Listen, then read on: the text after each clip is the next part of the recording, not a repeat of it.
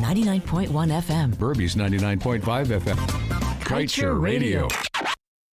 Guyana is now a full-fledged oil-producing nation. But how much do you know about this valuable yet finite resource? On our radio program, Guyana's Oil and You, we strike at the heart of every issue with informed views and credible data. The time is now for you to arm yourself with insightful knowledge on your oil wealth.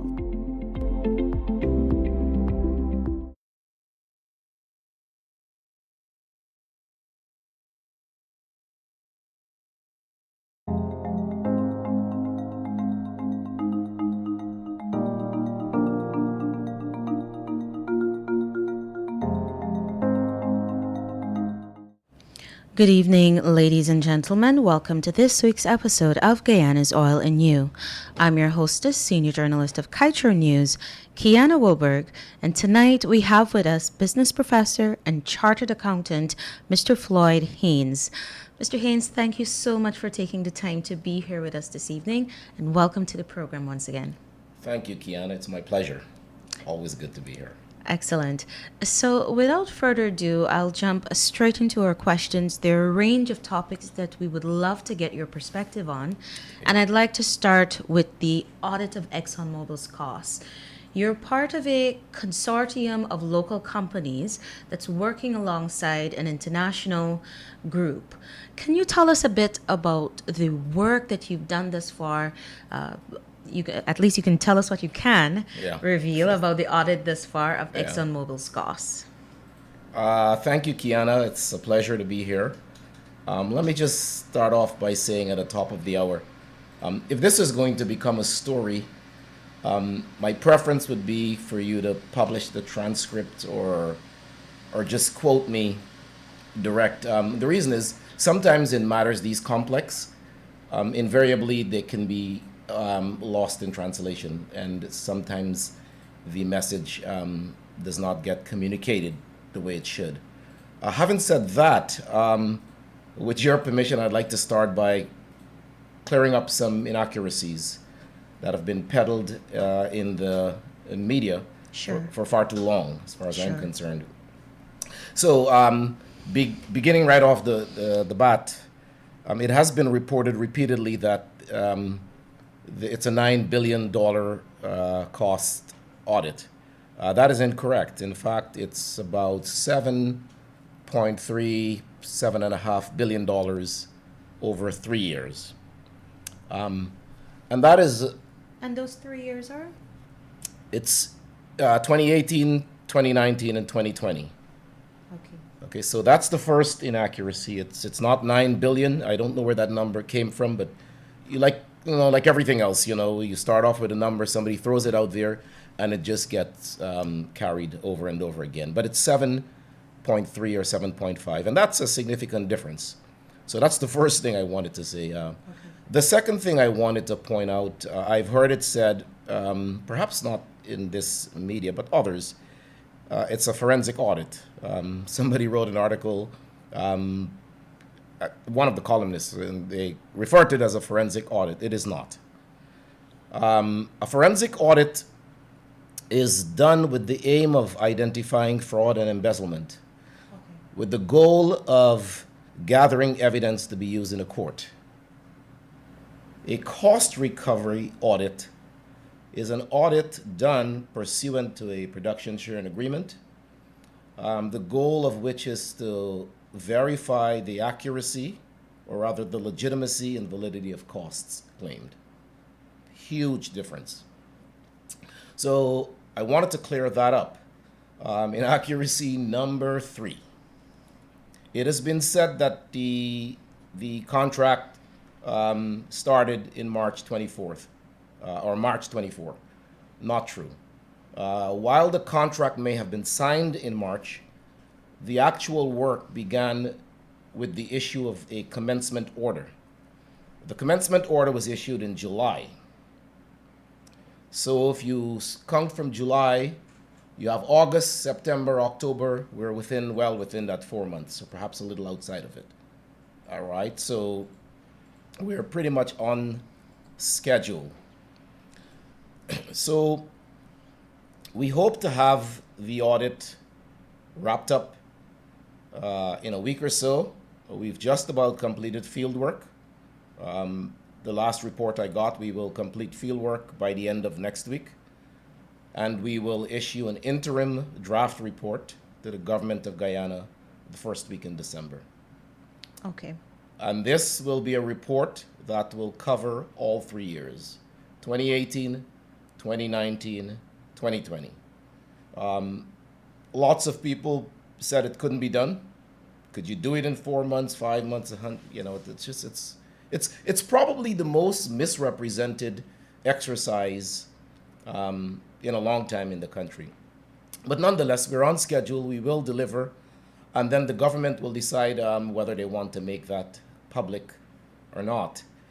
The other thing I wanted to stress, and I said this on one of your shows, and I got pilloried for it in one of your daily columns, but it is not a witch hunt, and it's not a got you exercise. You cannot convict someone without a trial. And no serious professional will litigate something this complex in the news media without first having seen the audit or looking at the costs or any of those things. I think it's reckless and rather irresponsible to litigate something at this level of complexity in the pages of the news media. You have to perform the audit, do the analysis, and wait for the conclusion. I can assure Guyanese that no stone will be left unturned. We will look at everything. We are doing this on behalf of the government, ultimately on behalf of the Guyanese people. But at the same time, we don't walk into an audit assuming that the company is guilty. In fact, most of the people that have weighed in, what is strange, Kiana, is that most of the people that are writing these things are not accountants. I haven't heard any professional accountant said those things. It's mostly people who are, I mean, you know, on the opinion pages, I guess you can say whatever you feel like, but there has to be some level of responsibility. You have an ICAG here, the accounting body. Bring them on. Ask them what they think. I'd like to hear professionals weigh in. But when you have non-accountants weighing in, and they call it, you know, forensic audit, this, that, and they're all over the place. So I wanted to clear that up. And then for my own purposes, somebody carried an article, said, you know, Mr. Haynes, auditor turned banker. Well, let me clarify for those who don't know me. I'm a certified public accountant. I'm a certified fraud examiner. And I didn't turn banker. I applied for a banking license. I was thoroughly vetted by the central bank. I waited almost 2 years before my license was approved. I satisfied every criteria that was asked of me. And finally, my license was approved. So I'm not an auditor turned banker. And I wanted to clarify that. Thank you.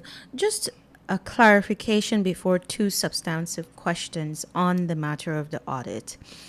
For the cost for 2018, 2019, 2020, can you say what those costs are for? Is it just for LISA 1, LISA 2, or part of Payara? Can you give us some clarity on that? Yes, it's the cost for, I think it's the Starbrook block. The initial years, let's see, first lift was December 2019, although the discovery preceded that. And I think the initial auditors, IHS Markit, had audited 15, 16, and 17, or 16 and 17. The initial auditors, IHS had looked at the pre-contract costs. Right. But I think that it also falls under the scope of works to be done by the consortium you're part of, the 460 million. Well, no, we're just looking at 18, 19, and 20. Our audit covers the 3 years. Okay. 2018, 2019. Those are for cost recovery bills for LISA 1? That's correct. LISA 2? LISA 1, yes. Only Lisa One costs? Yes, the Stabroek block, all the costs that are associated with the production, well, the development and ultimately the production for the Stabroek blocks are costs we're looking at. Okay. And just to, and I'm sorry, I just want to make sure that we have this very clear. Yeah. The cost that you're auditing, this is only for Lisa 1. I'm not so sure about the Lisas, the 1 and 2, but it's the Stabroek block. Okay. I'm not so sure about the Lisa 1 and Lisa 2, and I don't want to comment and then be quoted incorrectly. Okay, no problem. So on my two substantive questions now, based on the audit, and I can appreciate that there's not much that you can reveal at this point in time, but there have been lots of perspectives put into the public space Yeah. about what ExxonMobil is likely doing to Guyana. There are probably millions or billions of dollars in inflated costs, etc. Can you give us just a little insight or a confirmation based on what you have seen? Is there any substance or truth or basis to some of these allegations you've been hearing over the years? Well, what I would say is let's wait until the report comes out. I don't really want to speak about what we have found. But again, I think it's who could know that? Who could truly know that without having audited the company? How could you? Who could just sit on the sideline or sit in a restaurant and just say, "Well, Exxon is, we know what they do. They're overbilling the government of Guyana. They've inflated their costs." Nobody has looked at it except us, our team, and we will produce a report. It's $7 billion worth of cost over the 3 years, tens of thousands of transactions. I'll tell you a little bit about how the process works. Okay. ExxonMobil will issue or will give us something called a JADE, JADE, Joint Audit Data Exchange. It contains all the costs that ExxonMobil is claiming as part of their cost recovery. That JADE contains tens of thousands of lines of transactions. There is no auditor in the world that can sit down and go through all of it. In fact, no audit is ever done that way. If any accountant that's truly a professional will tell you the way audits are done, any audit, not just cost recovery, financial audit, forensic audit, you sample. You take a representative sample, a scientific sample of the costs, and that sample is based on a number of things. It could be high-risk areas that you think have potential for exposure based on past experience, based on having done work in the industry before. So you take a sample of those, you look at it closely, and then you ask for corroboration or additional information, those types of things. That's what we did. Out of that, you will have findings based on your understanding of what is allowed and what isn't allowed. And based on those findings, you will write up your report and give it to the government. From there, the government will engage Exxon in some kind of a discussion. It will go back and forth, and we will probably go back and then produce a final report. That's Okay. kind of the process in a broad way. Okay, thank you for that explanation, Mr. Haynes. And just on the topic of the Exxon audit as well, what would you say is the greatest takeaway for you from such a project, working alongside an international company? Wow, that's a good question. Well, I suppose I always knew the level of complexity, but having done lots of audits before, I think this one takes the cake in terms of degree of complexity. These spreadsheets you're looking at are so huge. You have to run pivot tables. You've got to chop it in slices and dice it. So the biggest takeaway for me is that this kind of thing really requires a high level of expertise in order to be able to perform this.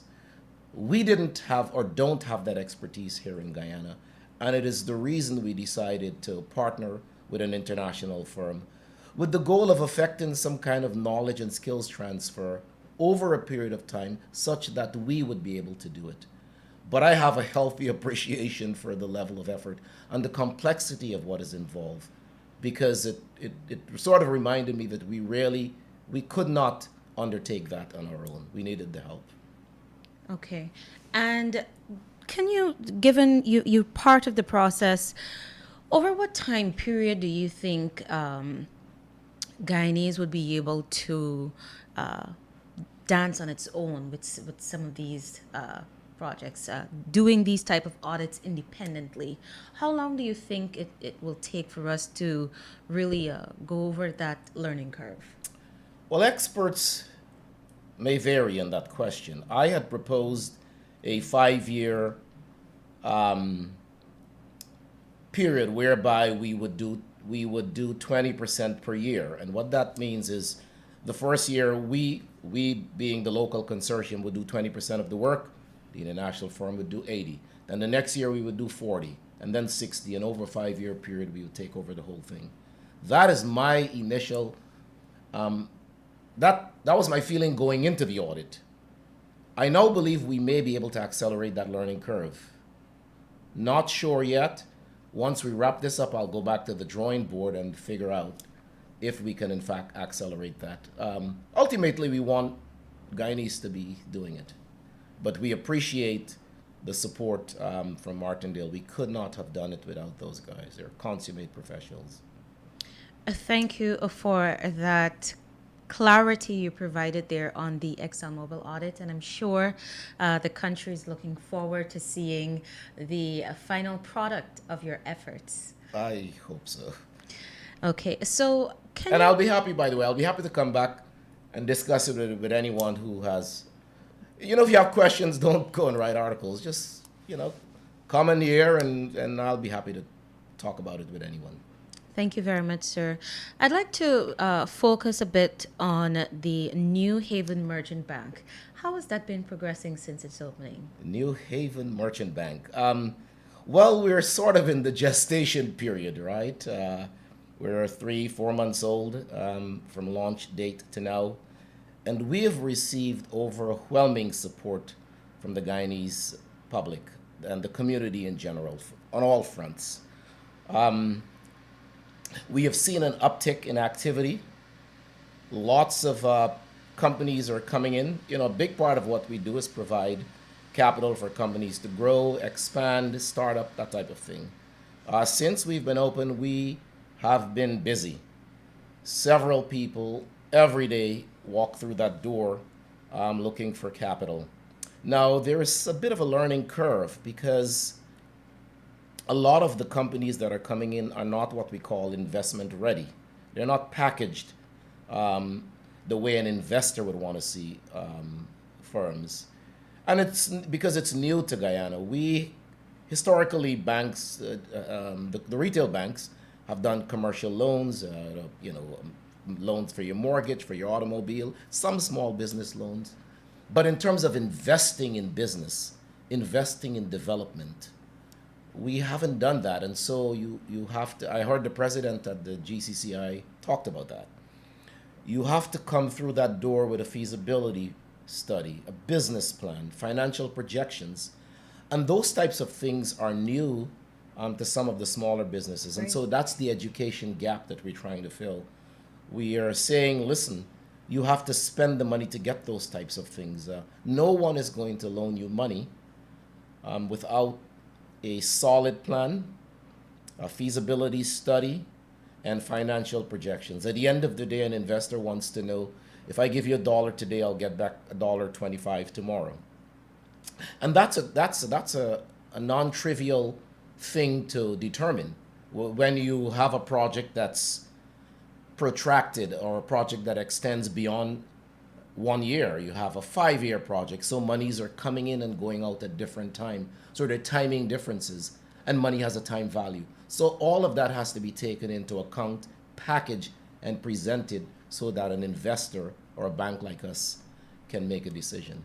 But I am encouraged by the level of activity, and given we're just 4 months, and we're excited about it. We're excited about the turn of the new year to really get going. But so far, it's been great. Great. So thank you for that progress report there, Mr. Haynes. Now, on to several topics now that we are truly interested in hearing your perspective on. And the first I'd like to kick off with is the pace of development in Guyana. There's a sort of a division when it comes to how fast this country is moving, whether it is outstripping the type of inefficiencies within the government systems that it can handle, whether it's outstripping capacity, whether it's outstripping the labor market. What is your take, given your experience in the financial sector? Do you think it's moving too fast? I wouldn't say that. I mean, development's good. And I don't know what too fast is relative to what, compared to what. I always try to ask that question. There is a lot of development. It is moving rapidly. One thing I know about the president, he is passionate about development, and he is impatient with things moving at a slow pace. Now, it is true that our human capital have not caught up with the speed of development. You know, there's a shortage of human capital. We're a small country, less than a million people. We lack some of the requisite skills, and so a lot of that has to be augmented by foreign companies coming in. But I think it's moving at a good pace. I don't fall into that category of, you have to leave room for the perpetually indignant. And there's people for whom everything is an issue. It's, I mean, nothing will ever be good because that's their currency.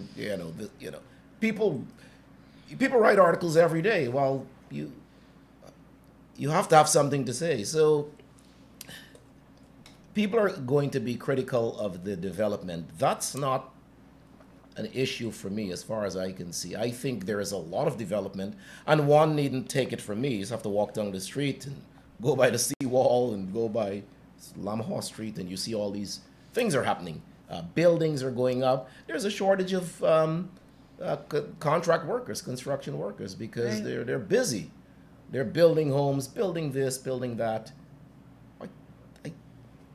So here's the thing. If we didn't have any development, they'd say, well, you don't have any development. Then we have development, well, it's moving too fast. It's the Excuse me. just the Goldilocks. What is it? We have to get what's the I would ask the question, what's the right pace? Who has that magic ball? Who knows what the right pace of development? It's easy to say these types of things because you don't have to do anything. So truth be told, Kiana, I don't think it's moving too fast. I do believe that we need to truly develop our human capital so that it can be a meaningful part of the development and the transformation of this country. That is a serious requirement as far as I can see. But no, I don't think the development is moving too fast. Guyana has a lot of needs. Remember when so here is a country that discovered oil that had virtually nothing. A virgin. No infrastructure, no good schools, no good hospitals, no good roads, and on and on. And so once we started to bring in revenues, those are things that we had to get going, and you can't wait to do them. Thank you, Mr. Haynes. Now, there's no shortage of the lessons on how to manage an oil-producing state poorly. There's no shortage of lessons in that regard. Do you think we are taking the right steps to steer clear of being part of that bracket? And what else would you like to see us do in order to fortify those efforts? So the rap on most developing countries is the Dutch disease, Right. right? That's what most of them have suffered from. Or the natural resource. Well, they're not the same thing. I clarified it in one of the shows. The natural Right. resource curse asserts that countries with an abundance of natural resources grow at a slower pace than their less endowed counterparts. That's the Yes. curse. One reason for the curse is the Dutch disease. Yes. But people use them as if they're Dutch Yeah, disease. Yeah. So anyhow, so let's talk about the Dutch disease. It is something that has plagued most developing countries that has discovered oil. The term stems from the Netherlands, hence Dutch disease, who discovered oil in the North Sea in the 1950s. And what happened, there was a movement, their entire focus was concentrated on that industry. And as a result of that, their other industries were decimated. So now, there are two reasons that happened, this Dutch disease thing. There's something called a spending effect, and then there is the resource movement effect. So let me kind of unpack that. The spending effect kind of goes like this. So you start getting revenues from the oil, you're paying people, income is going up, people's income go up, they demand more. The law of supply and demand increases, prices go up. When prices go up, it squeezes the profit of those tradable or non-resource industries, manufacturing, agriculture, those types of things, making them non-competitive. Because remember, those industries export, and the prices are fixed in the international market. So while the prices are going up, or the cost is going up, the prices are fixed. And so those industry over time will become not profitable and will disappear over a period of time. So that's the spending effect. The resource movement effect is kind of similar. It works in tandem. Everybody essentially is looking for the big payday in the oil industry. So there is a movement of labor and resources out of other industries into the oil sector, Right. ultimately decimating those industries. Right? So those are the two things that tend to happen.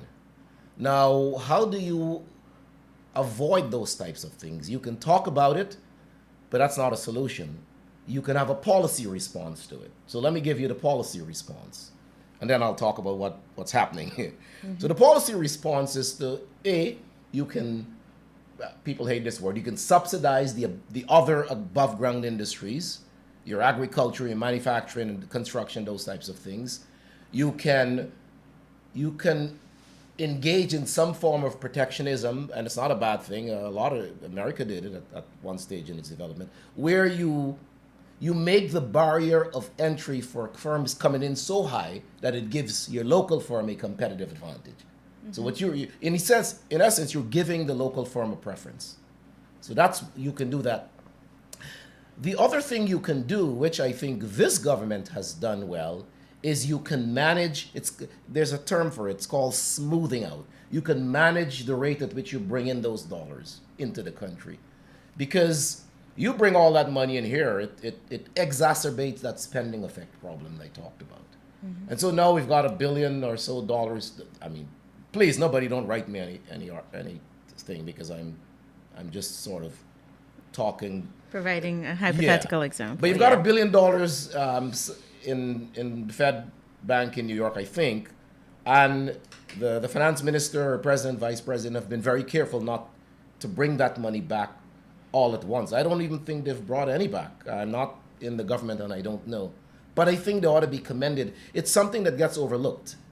You know, people, when they've got this money here, and everybody can tell you what to do with that money, because everybody's an expert in Guyana. Everybody's an oil expert. We should do this. People come to me, Floyd, here's what we should do with that money. And I'm really, based on what?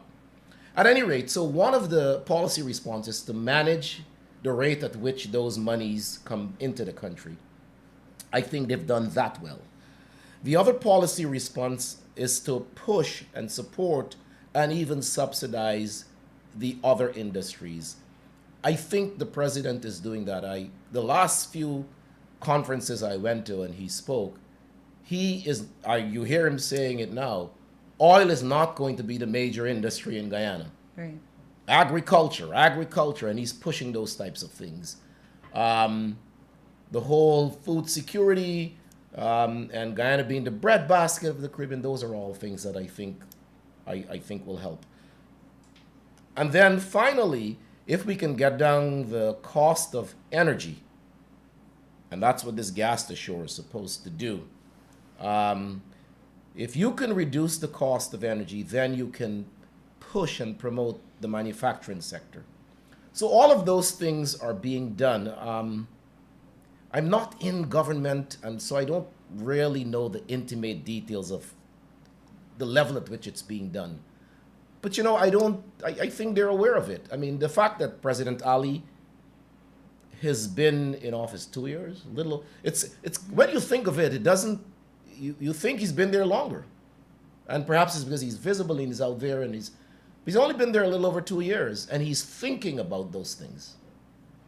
Suggests to me that at least they're on the right track. Only time will tell. But that's what has to be done. And if we don't do those things, we're likely to go the way of all those countries that have suffered from the so-called dreaded Dutch disease. Thank you. That was a very comprehensive unpacking, as you know, the word you use, of the Dutch disease. And I'd like to thank you for that, because it's not often a lot of people really go into the depths of, the terminology. So thank you for that. It's a slogan, people like slogans. Yes. It's become a slogan, but it's a real thing. Yes. So I'd like to turn your attention now to the importance of what many see as the need for a national conversation on the direction of oil and gas. And in this national conversation, there's a lot of criticism about the role of the political opposition. I'm sure that you're aware that the political opposition is quite concerned, or is mostly wrapped up. A lot of its attention is taken with the 2015 election results. What's your take on the political opposition, the role that it needs to play as a check and balance on government? What's your take on the position it needs to take, especially as Guyana is moving so fast with its development? Well, I think you said it best. The role of an opposition in any democracy is to hold the government accountable. Mm-hmm. The role of the government is to manage the country and its resources in the best interest of the country. And it is up to the opposition, civil society groups, and the like to hold the government accountable. I'm not a big fan of these national conversation type thing. It just smells too much like socialism, but I don't like, and I don't think those things accomplish much. National conversation. In America, they do it, a conversation on race, these types of things. So I'm not a fan of those types of things. The government of the day, be it the current government or the previous government, have earned the right to manage the country because they've been elected to do so. But they should manage the country in the best interest of the people. Oil is a national patrimony. It belongs to the people. Now, it is up to the opposition and the other support groups, the international community, to a lesser extent, civil society groups, to hold the government feet to the fire. Make them accountable for the things they promise to do. And the good thing about democracy is that you get a chance to vote. And you have to, if the people that you elected aren't doing the job, well, then you get a chance to express your discontent at the ballot box. Indeed. Indeed. Thank you for that. Now, you touched earlier on the gas to shore project. There's a lot that's been said about the benefits that can accrue to Guyana with gas, especially with energy security, etc. But what is your take on how Guyana might use gas to be part of its success story in the oil and gas industry? How would you like to see a government craft a plan for that? Well, Kiana, I really don't know. And I don't want to do what I just a minute ago accused people of doing. I don't want to talk about something that I don't have sufficient background and training. It's not in my wheelhouse. One of the things I keep hearing is that it's going to reduce the cost of energy. Well, that's a good thing if it in fact does that. It's a good thing. Nobody can argue with that. I don't know enough about the details. I'm a financial analyst. If someone hired me to go and do an assessment and analysis of it, I can come back with a report. So far, no one has asked me to do it, but I'd be happy to do one. But I've heard a lot of stories. It's too expensive. It's $1 billion, a zillion dollars, and I don't know what any of that stuff means. I know there's two. I was talking to an oil expert recently, and apparently, this gas is a byproduct of the oil. The oil comes out of the ground. The gas comes. You can pump it back into the ground and increase the quantity of oil, or you can take the gas and use it for other stuff. And so, how do you strike that balance? That seems to me like a question for people who live in that world. There is a balance to be had there, and I don't know what it is. My friend says, Floyd, it's like opening a bottle of champagne. All the gas goes up, poof, the champagne goes flat. Be careful we don't do that. Is he right? Is he onto something? I have no idea. I don't know enough. That's the bottom line.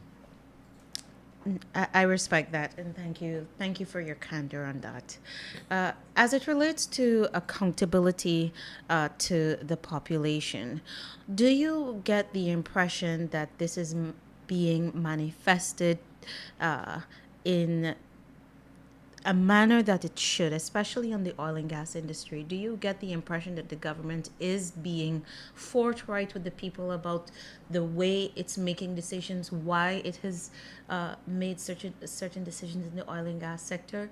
Would you like to see an increase in this? What's your take on government's level of transparency? That sounds like a political question. I'm not sure I'm the best person to answer that. Ultimately, the government is accountable to the people that put them there. And perhaps a real way to get an answer to something like that is to hold a public forum and ask people what they think. Because I don't want to speak for individuals. I'll tell you what, if you do a random poll, some people will say, yeah, great, I know everything. I'm getting everything. I listen to the Kaieteur news. I read the paper. And then some people say, I don't know anything that's going on. So it's sort of mixed. It's a mixed bag. So I don't know if the level of transparency, if there is any, is sufficient for the people. That's a lot of these things. We as experts, and I'm not an expert, but we as public commentators or whatever you want to call us, a lot of the issues we try to address are better left to the people. It's the people ultimately who has to be satisfied. We appoint ourselves as keepers of their desires, and then the people aren't happy, and so I don't know if the level of transparency is sufficient for the people. I think we should do some kind of poll and find out what the people think. Fair enough, sir. So that brings us to the concluding aspect of our program. And with that, I would like to ask you for your take on what you believe will be the biggest challenge for Guyana in managing the oil and gas sector. And as we come to the close of 2022, what are some of the pros and cons you've seen in the governance of the oil and gas sector by the government? So, Two-part question. yes, indeed. So there's going to be a challenge of scale. Size matters. And Guyana is a small country. And by extension, we don't have the human resource, we don't have the skills, we don't have the knowledge to effectively manage the oil and gas. We have to build capacity. And so one of the challenges is, can we build capacity fast enough? So that's one of the challenges I see. And of course, that's a byproduct of we're just not large enough as a country. We're less than 1 million people. Right.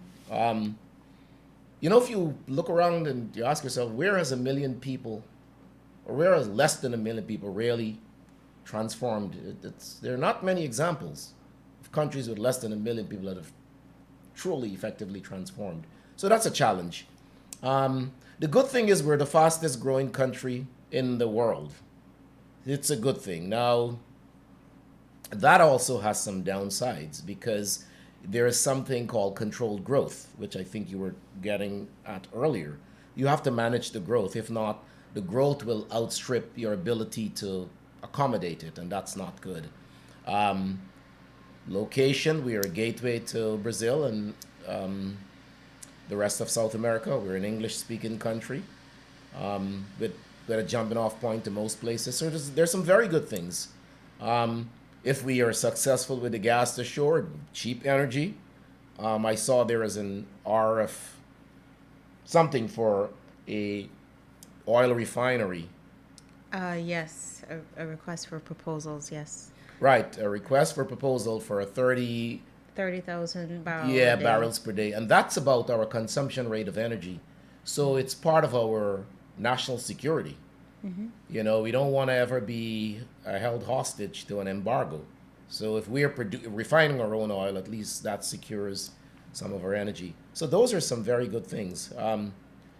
Listen, ultimately, the challenge is how do you avoid the pitfalls of the Dutch disease?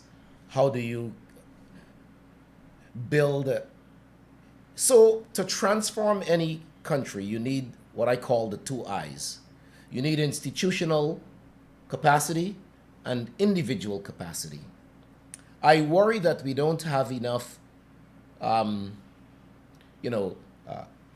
schools and universities pushing out individuals to develop the individual capacity, right? You need schools and universities and training schools and those types of things. I know the government is giving out scholarships and those types of things, right? But that is a non-trivial problem. UG, the University of Guyana, has to become a center for excellence, for entrepreneurial excellence. You've got to be able to have incubators that can incubate small businesses. Those are this whole capacity building. And that's at the individual level. And then you need to build institutions because the institution outlives individuals. If you have part of why the U.S. works, it's their institutions.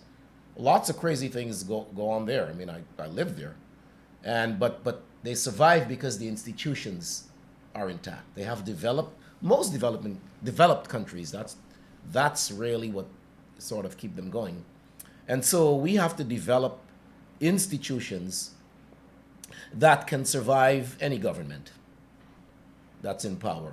So institutional capacity and individual capacity. And to me, that's the urgent or the crucial need of the day. If I were in government or in the opposition, that's what I would be focusing on. Are we developing and building those institutions that can survive and it's sustainable beyond the current administration?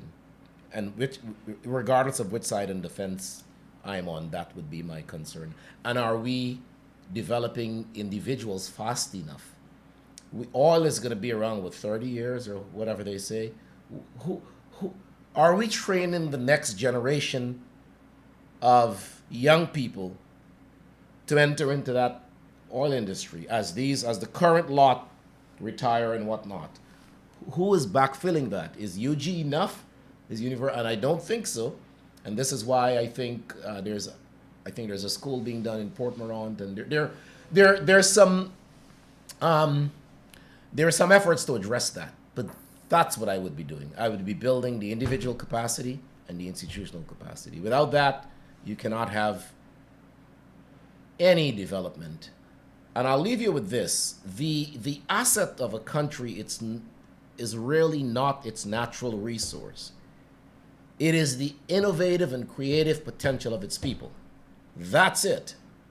If you don't have that, the assets will just languish and you can't do anything, or somebody will come and take it away. So the asset of a nation or of a country, it's the innovative and the creative potential.